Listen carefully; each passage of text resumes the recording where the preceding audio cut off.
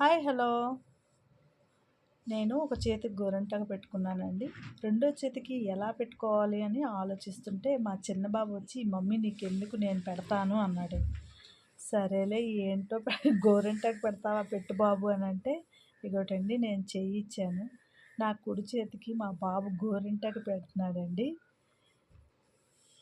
ఆడు ఇలా పెడతాడు అనుకోలేదు. అది ఏదో పెడదాం అనుకున్నాడంట. అదేమో ఇలా వచ్చింది. మొత్తానికి ఎలాగైతేనే చెయ్యి నిండాలి కాబట్టి చెయ్యి నిండుగా పెట్టాడండి మా బాబు.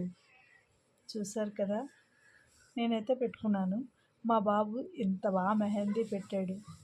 నచ్చిందా అండి మీకు? ఆడపిల్ల లేని లోటు మా బాబు చూపించాడండి నాకు. చూసారు కదా!